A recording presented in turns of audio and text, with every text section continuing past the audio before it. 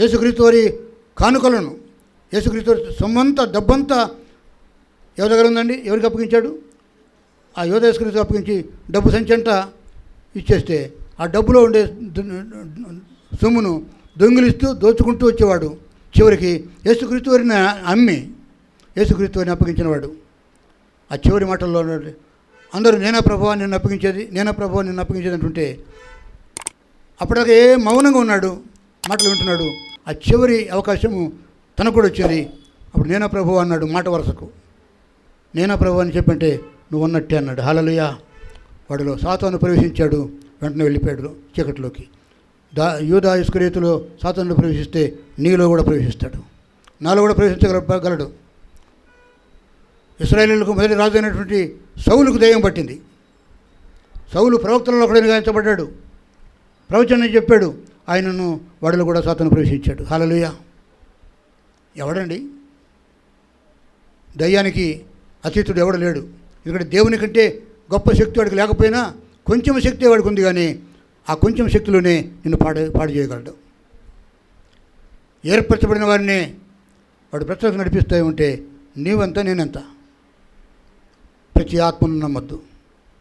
ఎందుకంటే ఏ ఆత్మ ఎటువంటిదో నీకు తెలిసే జ్ఞానం నీకు కావాలి.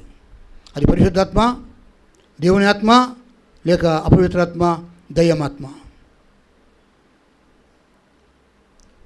ప్రతి ఆత్మ అంతేకాకుండా ఆయా ఆత్మలు, అంటే ఒక్కొక్క ఆత్మకు ఒక స్వభావం ఉంటుంది. ఒక ఆత్మకు ఒక స్వభావం ఉంటుంది. నిప్పుల్లో పడేసి ఒక ఆత్మ, నీళ్ళల్లో పడేసి ఒక ఆత్మ, ఉరేసుకోమని చెప్పేది ఒక ఆత్మ, గాలికి తిరగమని చెప్పేది ఒక ఆత్మ, వ్యభిచరించమని చెప్పేది ఒక ఆత్మ, మోసపరచమని చెప్పేది ఒక ఆత్మ, దౌర్జన్యం చేయమనేది ఒక ఆత్మ, గొడవ పెట్టుకోమని చెప్పేది ఒక ఆత్మ. ఎన్నని చెప్పగలండి? ఆయా ఆత్మలు. ఏదైనా నువ్వు ఏ ఆత్మను కలిగి ఉన్నావో నిన్ను నీవే తెలుసుకోవాలి. ఏ పాస్టర్ చెప్పడు నీలో పరిశుద్ధాత్ముడు ఉన్నాడయ్యా అని ఎవడు చెప్పలేడు. నీలో ఉన్నది ఏ ఆత్మో నీకు తెలియాలి. అప్పుడు వాక్యము, ప్రార్థన, స్తుతి, ఆరాధన, భక్తి జీవితంలో దేవునిని అంటిపెట్టుకుని ఉంటే దేవుని ఆత్మ నీలో ఉంటాడు. ఒక ఇనప ముక్క అయస్కాంతం కావాలంటే ఏం చేయాలండి? ఏం చేయాలి? పెద్ద విషయం కాదు. ఒక అయస్కాంతం ముక్కను తీసుకొచ్చి ఆ ఇనప ముక్క ఊరకు రాస్తూ ఉంటే రాసుకుంటూ పూసుకుంటుంటే ఏమైందండి? అందులో ఉండే అయస్కాంత శక్తి ఈ ముక్కలకు కూడా వస్తుంది. యేసయ్య అయస్కాంతం, ఆయనతో రాసుకోవాలా, పూసుకోవాలా, ఆయన సన్నిధంగా ఉండాలా, ఆయన ఆత్మలోకి వస్తాడు. హల్లెలూయా.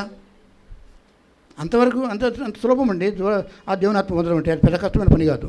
కాకపోతే తృణీకరంగా చూడొద్దు, దేవుని ఆత్మను కనపరచాలా. ఎందుకంటే దేవుని ఆత్మ, యేసుక్రీస్తు వారు ఎంత గొప్పవాడో ఆత్మ కూడా అంత గొప్పవాడే.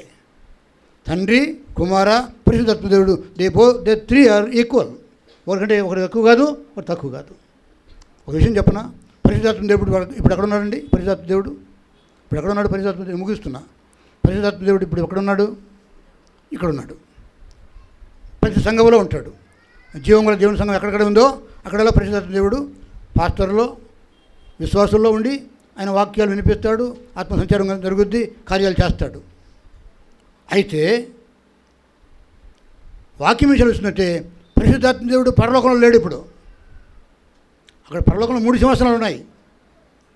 తండ్రికి ఒక సింహాసనం ఉంది, కుమారుడికి ఒక సింహాసనం ఉంది, పరిశుద్ధాత్మ దేవుడికి కూడా ఒక సింహాసనం ఉంది. పరిశుద్ధాత్మ దేవుడు ఏం చేశాడు తెలుసా? నీ కోసం, నా కోసము, ఇదిగో నిన్ను నడిపించడం కోసం, నీకు మారు మనసు పుట్టించడం కోసము, నీకు బుద్ధి చెప్పడానికి, జ్ఞానం ఇవ్వడానికి పరిశుద్ధాత్మ దేవుడు ఇక్కడ ఉన్నాడు. అవసరమైతే నీలో నివసిస్తున్నాడు, నీవు సంచరిస్తున్నాడు, నీతో మాట్లాడుతున్నాడు. పరిశుద్ధాత్మ దేవుడు నీకోసం, నా కోసం త్యాగం చేశాడు. తక్కువే కాదు, పరలోకంలో సింహాసనం లేక కాదు. పరిశుద్ధాత్మ దేవుడు నీకోసమే సంచరిస్తున్నాడు, నీతోనే మాట్లాడుతున్నాడు. ఏదైనా రేపు సంఘం ఎత్తబడినప్పుడు సంఘాన్ని ఎత్తుకుని పోయేది ఎవరండి? పరిశుద్ధాత్మ దేవుడే. హల్లెలూయా. ఆత్మదేవుడే ఎత్తుకుని పోతాడు. మధ్య ఆకాశంలో వేసే ఉంటాడు. సంఘం ఎత్తబడుద్ది. ఎవరు ఎత్తబడతారో, ఎవరు విడవబడతారో చెప్పలేం. ఆ శక్తి నిన్ను పైకి తీసుకెళ్తుంది. మరి యేసుక్రీస్తు వారు 33 సంవత్సరాలు ఆయన సింహాసనం వదిలిపెట్టి వచ్చాడు నీకోసమే. లోకంలో పాపుల కోసం ప్రాణం పెట్టడానికి ఆయన లోకమును ప్రేమించి తన ప్రాణమును కూడా లెక్క చేయకుండా తండ్రి యొక్క ఆజ్ఞ ప్రకారంగా భూమి మీదకి దిగి వచ్చాడు.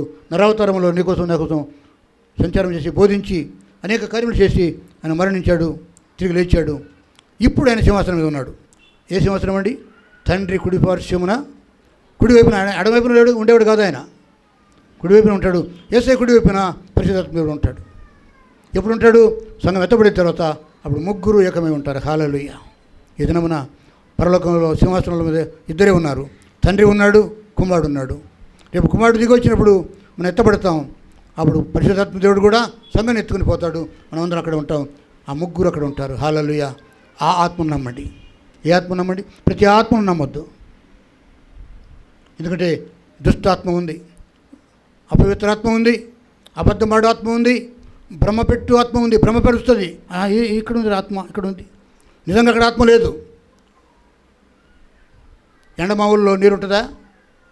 ఎంత దూరం పోయినా బాగుండదు, నీరే అనిపిస్తుంది. దగ్గర పోతే నీరు కాదు, అది భ్రమపరిచే ఆత్మ. ఏది ఆత్మో ఏది ఆత్మ కాదో తెలివి జ్ఞానం లేకుండా ఈనాడు క్రైస్తవులు సంచరిస్తున్నారంటే వాక్యము లేక, ప్రార్థన లేక, నడిపించే నాయకుడు సరైనవాడు లేక,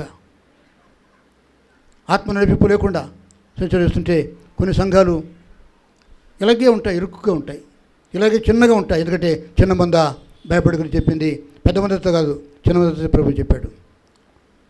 నేను అనుకుంటాను, ఇన్ని సంవత్సరాలు సేవ చేస్తుంటే ఏంటబ్బా నా సంఘం ఇంకా ఇట్లాగే ఉందంటే అది దేవుని చిత్తమే. హల్లెలూయా.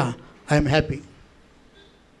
ఇంకా ఎక్కువ మంది నాకొద్దు, నా కోసం కాదు, మనందరికీ చాలు. అది ఆత్మ ఉంటే చాలు. హల్లెలూయా. ఆయన మాటలు ఉంటే చాలు, ఆయన స్వరం ఉంటే చాలు, ఆయన నడిపింపు ఉంటే చాలు, ఆయన కార్యం ఉంటే చాలు. ఈనాటికి ఇది చాలండి. ప్రభువును సాధించును కాక. ఆమేన్. హల్లెలూయా. ప్రార్థన చేద్దాం. మహా గొప్ప దేవ మా యేసయ్య, యోహాను భక్తుడు తన సంఘానికి ఆత్మ గురించి మాట్లాడాడు. ప్రతి ఆత్మ ఆయా విధముల అయిన ఆత్మలు, అలాగే క్రీస్తు విరోధి ఆత్మ గురించి మాట్లాడినప్పుడు యోహాను సంఘము గ్రహించిందో లేదో మేము ఎరుగము. కానీ ఈనాడు ఎక్కువగా మేము ఆత్మ గురించి బోధ చేయము. కానీ దినమున ఎందుకో ఆత్మ గురించిన ఆలోచన నాకు పెట్టారు. సంఘంలో ఉన్న పురుషులతో మీరు మాట్లాడండి, నాతో మీరు మాట్లాడుతున్నందుకు స్తోత్రాలు. పెద్దలతో, పరిచారకులతో, స్త్రీలతో, యవన కుమారులతో మాట్లాడండి.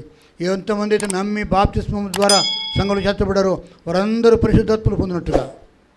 అల్లరికి ఆత్మదేవుడు కర్త కాదు, కానీ ఆయా నడిపింపు కోసము, నీతి భక్తి కోసము, నీకు ఇష్టమైన జీవితం జీవించడం కోసము పరిశుద్ధాత్మ ప్రతి వారిలో నిలబడినట్టు ప్రతి వారిని స్థిరపరచండి. నాయన, క్రీస్తు విరోధి ఆత్మ మాలో ఉండకుండా, దయ్యం ఆత్మ మాలో ఉండకుండా, ఆయా ఆత్మలు మాకు ఉండకుండా కేవలం మీ ఆత్మ మాత్రం ఉన్నట్టుగా నడిపించండి. బల నిమిత్తం సిద్ధపడుతున్నా పరిచారకుని సిద్ధపరచండి. ఆ రొట్టెను మీ శరీరం గాను, ఆ పాత్రను మీ రక్తంగానే అభిషేకించండి. ప్రతి ఒక్కరు యోగ్యముగా మీ యొక్క బలను చేయటకు, మీ శరీరమును తిని మీ రక్తం త్రాగుటకు మాకు నేర్పించండి. ఇది మత ప్రసాదం కాదని గ్రహించుకున్నట్టుకు ఆత్మదేవ ప్రతి వారికి వివేచనను గ్రహించండి. ఈ బలలో చేయటం ద్వారా కూడా మీరు ఘనత, మహిమ, ప్రభలు పొందండి. మా దశమ భాగములు, మా స్వేచ్ఛార్పణలు, మా మొరుకుబడులు మీరు అంగీకరించండి, మమ్మల్ని అంగీకరించండి, దీవించి నడిపించండి. యేసునామములో అడిగి వేడుకుంటున్నాము తండ్రి. ఆమేన్. హల్లెలూయా. తండ్రి యొక్క కుమారుని యొక్క పరిశుద్ధాత్మనామములో, యేసునామములో ఆదివారపు ఆరాధన సహవాసంలో మనందరికీ, మన కుటుంబాలకు, సంతానములకు, సమత్వములకు, సంఘమునకు, పరిచర్యకు, సకల పరిశుద్ధులకు, ప్రపంచ సంఘానికి, ప్రపంచ ప్రజలకు, ప్రభుత్వాలకు ఇప్పుడు ఎల్లప్పుడు సదాకాలం తోడుగా ఉండి కాపాడి భద్రపరిచి దీవించి స్వస్థపరిచి విజయ పదవులు నడిపించును గాక. ఆమేన్. హల్లెలూయా. యేసు రక్తమునకే జయం. ప్రభు యేసు రక్తమునకు సంపూర్ణ విజయం. అపవాది క్రియలకు అంత నాశనము కలుగును గాక. ఆమేన్. ఆమేన్. ఆమేన్.